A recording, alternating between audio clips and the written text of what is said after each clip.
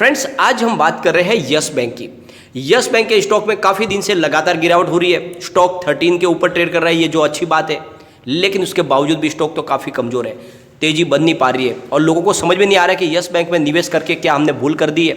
लेकिन फ्रेंड्स, जो आपने यस बैंक में निवेश किया है, तो ऐसी खबर निकल कर आई है जो आप जानोगे तो आपको समझ में आ जाएगी बात कि जो आपने डिसीजन लिया वो वाकई में सही है और यस बैंक वाकई में आपको आगे जाके मल्टी बैग रिटर्न दे सकती है।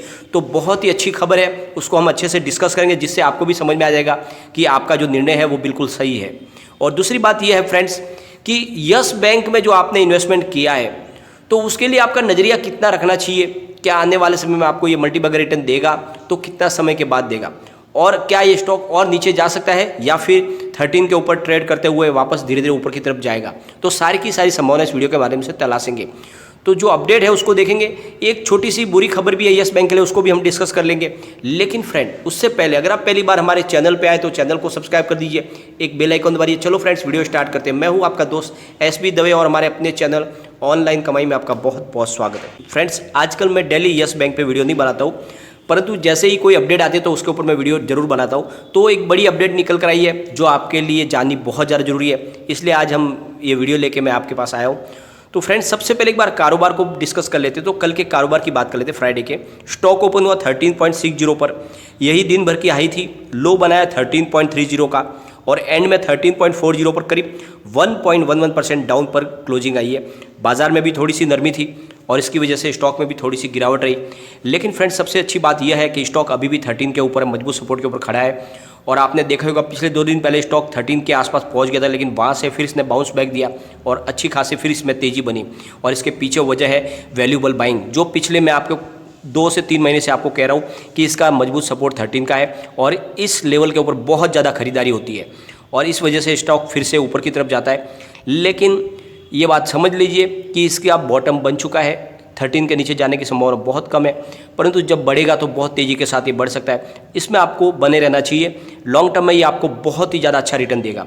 अगर इसके वॉल्यूम को एनालिस करें तो पिछले 1 महीने पहले इसका 10 करोड़ का वॉल्यूम था, एक सप्ताह पहले 12 करोड़ का वॉल्यूम था, गुरुवार को 21 करोड़ का वॉल्यूम था, लेकिन कल इसका वॉल्यूम काफ़ी कम था, 8 करोड़ का वॉल्यूम था। तो वॉल्यूम में थोड़ी सी गिरावट है। अगर BSE की बात करें तो 1,10,74,000 का वॉल्यूम हुआ और सामने 36,86,000 की डिलीवरी उठाएगी और डिलीवरी का परसेंटेज 33.29% है। और NSE की बात करें तो 6,66,07,000 का वॉल्यूम हुआ और सामने 3,18,79,000 की डिलीवरी उठाएगी और डिलीवरी का परसेंटेज है 47.86%। तो अच्छी खासी डिलीवरी बेस काम हो रहा है और इस लेवल पे खरीदारी काफ़ी ज़्यादा हो रही है और ये आगे मैं आपको साबित करके दिखाऊंगा कि इसमें अच्छी खासी बहुत बड़े म्यूचुअल फंड भी खरीदारी कर रहे हैं, लगातार वो इसमें निवेश कर रहे हैं। उनको भरोसा है कि ये स्टॉक काफ़ी ज़्यादा दौड़ेगा। तो फ्रेंड्स, अगर इसकी परफॉर्मेंस की बात करें तो पिछले 1 साल का इसका 52 वीक का लो 11.10 का है और इसका हाई 20.75 का है। तो फिलहाल ये अपने लो की तरफ है, परंतु ये स्टॉक फिर से 11 के आसपास जाने की संभावना बहुत ज़्यादा कम है और इसके पीछे वजह है वैल्यूएबल बाइंग। तो फ्रेंड्स, जून क्वार्टर यानी हमारा फाइनेंशियल ईयर 2021 से लेकर 22 का जो पहला क्वार्टर है उसका शेयर होल्डिंग पैटर्न सामने आ चुका है, जो बहुत ही ज़्यादा चौंकाने वाला है। और वैसे जो मैं बोल रहा था वही इसमें क्लियरली समझ में आ रहा है, यानी म्यूचुअल फंड ने अपनी होल्डिंग बढ़ा दी है जून क्वार्टर के अंदर। 0.3% थी इनकी होल्डिंग क्वार्टर 4 के दौरान, उसको जून क्वार्टर में बढ़ा के 0.73% कर ली है। यानी म्यूचुअल फंड मौके का फ़ायदा उठा रहे और निचले लेवल से लगातार खरीदारी कर रहे और उनकी संख्या में भी बढ़ोतरी हुई है। 23 उनकी संख्या थी क्वार्टर 4 के दरमियान, वो बढ़ के 25 हो चुकी है जून क्वार्टर के दरमियान। और FII ने ज़रूर इसमें प्रॉफिट बुकिंग की है, तो वो लाजमी है, वो लगातार अपनी प्रॉफिट बुकिंग कर रहे हैं। दूसरे सेक्टर से भी वो बाहर निकल रहे हैं, तो इस वजह से यहाँ पर उनकी होल्डिंग कम हो रही है। 13.77% है, उसको घटा के जून क्वार्टर के दौरान उन्होंने 10.45% कर लिया है। तो यहाँ पर होल्डिंग उनकी घटी है काफ़ी ज़्यादा। लेकिन अच्छी बात ये रही कि FII की संख्या में बढ़ोतरी हुई है। पहले 472 थे FII, उनकी जगह पे अब 487 हो चुके जून क्वार्टर में। तो इंटरेस्ट बढ़ रहा है FII का भी, निवेश आगे आएगा। और इंस्टीट्यूशनल इन्वेस्टर ने अपनी होल्डिंग कम की है, 60.49% थी क्वार्टर 4 में, उसको घटा के क्वार्टर 1 में 57.55% कर ली है। तो ये जो बड़े फंड हाउस है, इन्होंने FPO के माध्यम से निवेश किया था, यानी 12 रुपीज़ के पास उन्होंने FPO में पैसे लगाए थे अब भी वो प्रॉफिट में है। तो अब वो अपना प्रॉफिट बुक कर रहे हैं क्योंकि काफ़ी समय निकल चुका है। ये लोग शॉर्ट टर्म निवेश ही कर चुके थे, तो 1 साल इनका हो चुका है, तो ये लोग अब अपना प्रॉफिट बुक कर रहे हैं क्योंकि उनको ऑलरेडी अभी भी प्रॉफिट मिल रहा है। तो इस वजह से यहाँ पे होल्डिंग कम होती हुई दिखाई दे रही है बड़े फंड हाउस की, लेकिन म्यूचुअल फंड इसमें निवेश कर रहे हैं और आने वाले समय में एफआई की होल्डिंग भी बढ़ेगी क्योंकि एफआई की संख्या बढ़ रही है। तो इससे बात आप एक समझ लो, यस बैंक इस लेवल पे बहुत ज़्यादा मजबूत है और जो इसकी प्राइस है वो बहुत ही कम है। इस बात को आप अच्छे से समझ लो। यस बैंक में अब गिरावट की संभावना नहीं है क्योंकि प्राइस इतनी नीचे आ चुकी है कि अब यहाँ से गिरने की कोई संभावना नहीं है, क्योंकि इसका एफपीओ 12 रुपये के प्राइस में दिया गया था। तो वो उस समय की बात है जब यस बैंक का कोई भविष्य नहीं था, न उसके कुछ मैनेजमेंट का पता था, पूरा का पूरा कारोबार डूब चुका था। उस समय उसकी प्राइस 12 रुपीज़ रखी गई थी। तो अब तो उसके बाद 1 साल हो चुका है, प्रशांत कुमार के मैनेजमेंट में काफ़ी ज़्यादा एनपीए की रिकवरी हो चुकी है, लगातार एनपीए की रिकवरी हो रही है। यस बैंक अपने नए नए बिजनेस टाइप कर रही है, अपने कारोबार को लगातार वृद्धि कर रही है। तो ऐसे में अब इसकी प्राइस यहाँ पे रहने की संभावना नहीं है। यह जरूर है कि कुछ लोगों ने एक निगेटिव हाइप क्रिएट कर दिया है यस बैंक को लेकर, और इस वजह से उस पैनिक माहौल में लोग प्रॉफिट बुक करने की बजाय लॉस बुक करते हैं और इसकी वजह से इसकी प्राइस काफ़ी नीचे आ चुकी है। लेकिन जैसे इसमें बढ़नी शुरू होगी प्राइस, तो ये लगातार बढ़ेगी।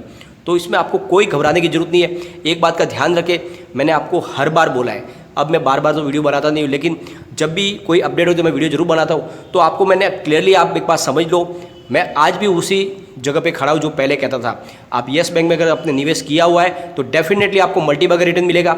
थोड़ा सा आपको धैर्य रखना होगा, 1 से 2 साल का नजरिया रखें, बहुत ही अच्छा रिटर्न मिलेगा। 3 डिजिट में डेफिनेटली स्टॉक जाएगा और आपको स्टॉक में बहुत अच्छा रिटर्न मिलेगा। एक निगेटिव न्यूज भी निकल कर आई है, पिछले 2 दिन पहले थी, वीडियो हम बना नहीं पाए तो उसको भी एक बार डिस्कस कर लेते हैं।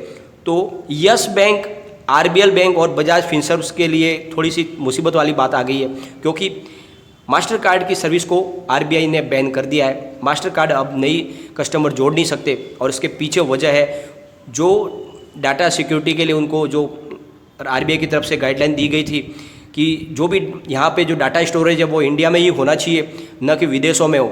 लेकिन इस गाइडलाइन का पालन मास्टर कार्ड की तरफ से नहीं किया गया। उनको डेडलाइन दी गई थी, वो भी पूरी हो गई, लेकिन उसके बावजूद भी उन्होंने स्टोरेज इंडिया में नहीं की। डाटा सिक्योरिटी में जो प्रॉब्लम आ रही है उसकी वजह से आखिरकार में बड़ा स्टेप उठाया गया रिजर्व बैंक ऑफ इंडिया की तरफ से और मास्टर कार्ड को अब आगे कोई भी सर्विस देने से रोक दिया गया है। और इस वजह से इसका इफेक्ट यस बैंक के ऊपर भी पड़ेगा क्योंकि यस बैंक भी मास्टर कार्ड की सेवाएं प्रदान करती है और इस वजह से थोड़े से इनके लिए प्रॉब्लम है। लेकिन ये कोई बड़ी बात नहीं है, बहुत जल्द ये जो भी अपनी सर्विस है उसको वीज़ा कार्ड या रुपए कार्ड के ऊपर चेंज कर देंगे। तो आने वाले समय में फिर से इसका जो है प्रॉब्लम्स का जो सॉल्यूशन हो जाएगा। सबसे ज़्यादा मुसीबत आरबीएल के लिए है, जिनके बहुत ज़्यादा कस्टमर इसके साथ जुड़े हुए हैं, उसकी सारी सर्विस आरबीएल बैंक की इसके साथ ज़्यादा जुड़ी हुई है। तो प्रॉब्लम ज़रूर है बैंकों के लिए, लेकिन बहुत जल्द इसका निवारण भी हो जाएगा। और मास्टर कार्ड ने जो गलती की है उसको भुगतना तो होगा ही, क्योंकि सबसे ज़रूरी है इस समय डाटा सिक्योरिटी। अगर हमारा जो यहाँ पे डाटा स्टोर इंडिया के अलावा कहीं और विदेशों में होगा तो वहाँ पे सिक्योरिटी लैप्स की संभावना बहुत ज़्यादा बन जाती है और हमारे साथ कभी भी बड़ा फ्रॉड हो सकता है। तो इसके लिए ज़रूरी है कि डाटा स्टोरेज इंडिया में हो, तो ये बहुत अच्छा स्टेप है और इसको हमें अप्रिशिएट करना चाहिए।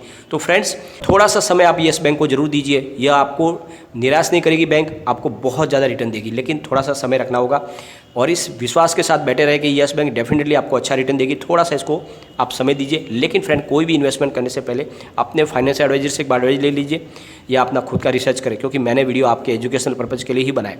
वीडियो पसंद आए तो लाइक शेयर जरूर कीजिए और चैनल को सब्सक्राइब कर दीजिए। Thank you friend.